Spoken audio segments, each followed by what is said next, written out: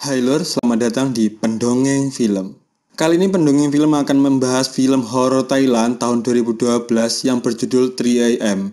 3AM adalah film omnibus yang menceritakan 3 cerita horor berbeda dalam satu film yang tidak ada hubungannya antara ketiga filmnya. Mantap kan? Film ini menceritakan tentang hantu yang sering muncul saat jam 3 dini hari. Konon katanya nih, makhluk halus akan mencapai kekuatan maksimalnya pada saat jam 3 dini hari. Itu di dalam film ini yo. Yo wes ra usah kakean cocot, langsung kita simak saja ke ceritanya.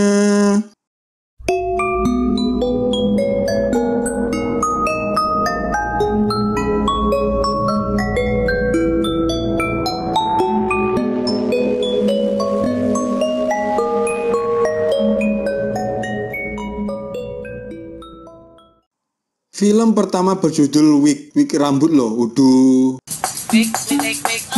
Film dimulai dengan memperlihatkan seorang mbah-mbah yang sedang menggunting rambut dari seorang mayat wanita yang ada di dalam sebuah makam. Setelah ia selesai menggunting rambut mayat tersebut, ia kemudian langsung cabut tanpa menutup kembali makam itu dan tiba-tiba scene berpindah ke sebuah toko wig. Di rak toko itu terpajang berbagai macam wig. Ada yang panjang, ada yang pendek, dan ada yang botak.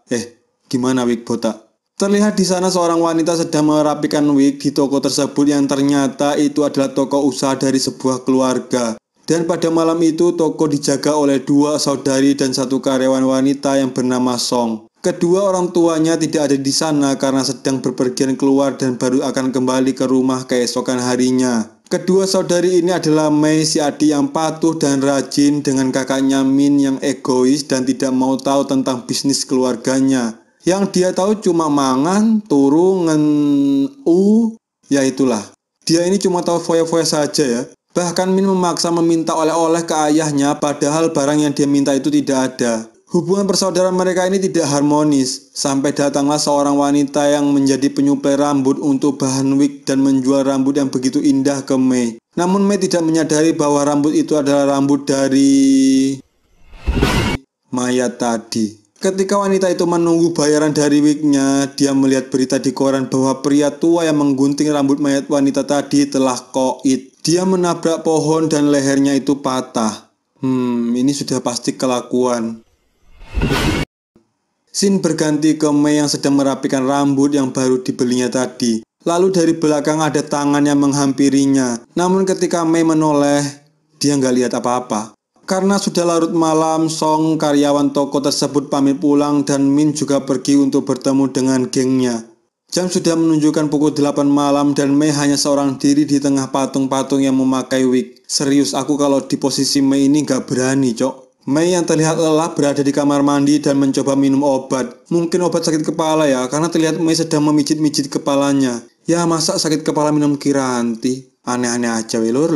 Lalu Mei tiba-tiba mimisan dan mencoba membersihkan darahnya dengan air wastafel. Tapi anehnya airnya ini nggak mau masuk ke wastafel. Setelah dicek ternyata yang menghambat adalah gumpalan rambut yang panjang.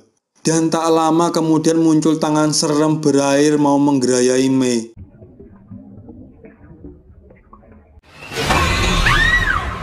Tapi ternyata Mei hanya mimpi lur. Mei yang terbangun dari tidurnya mendengar suara aneh dan ketika dia mencoba mencari suara tersebut di ruangan wig, ternyata suara tersebut berasal dari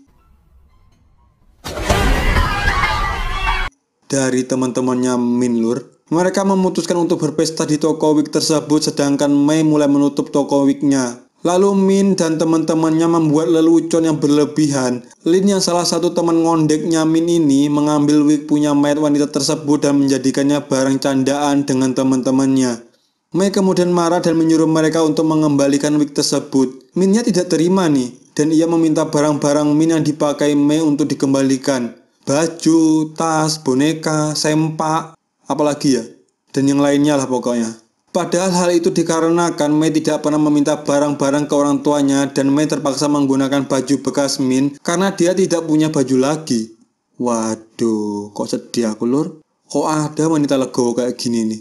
Akhirnya Min meminta Lin untuk mengembalikan Wick ke tempat semula dengan ekspresi marah ke arah Mei. Disinilah terungkap kenapa hubungan persaudaraan mereka ini tidak harmonis, Lur. Min ternyata iri dengan Mei karena orang tua mereka lebih memperhatikan Mei. Sedangkan Mei juga merasa nggak adil karena bekerja siang dan malam dan uangnya itu digunakan Min untuk foya-foya.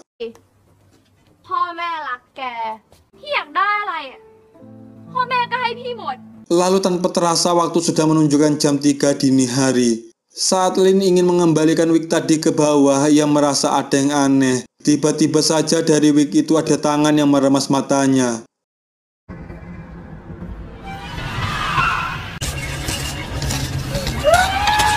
Sedangkan mereka yang di atas dikejutkan dengan suara Lin yang menjerit. Mereka segera turun dari sana untuk mengeceknya. Dengan bantuan senter HP, mereka mencari Lin ke sekeliling toko. Lalu Mei berhenti karena di kakinya terlihat darah yang mengalir. Saat mereka menyenter ke atas, ternyata itu adalah kepala Lin yang sudah potol dan dijadikan manikin bersama wig yang dia pakai untuk leluconnya. Semuanya pun merasa kaget dan takut, dan tiba-tiba saja dari rak ada hantu wanita yang mengawasi mereka. Mereka pun berusaha kabur, namun kunci untuk membuka pintu malah patah, dan mereka terjebak di dalam toko wig. Jun yang berusaha mencari benda untuk mendobrak pintu juga mati karena dibanting ke lantai oleh hantu wanita tersebut.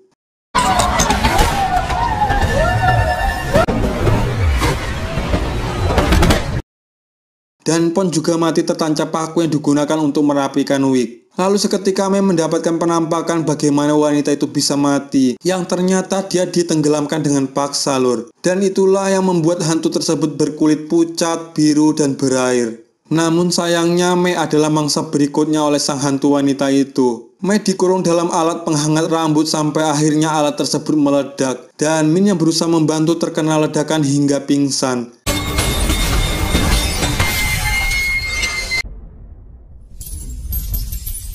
Ketika Min tersadar, hari sudah pagi. Orang tua mereka pun sudah kembali. Saat Min ingin bercerita apa yang terjadi, orang tua mereka malah... Dan yap, ternyata Min sudah mati karena tertancap pecahan kaca besar di perutnya. Ia terduduk lemas dan melihat ke arah Mei dengan wajah khawatir. Lalu di akhir scene kita diperlihatkan Mei yang sedang berpelukan ke ibunya dan ternyata...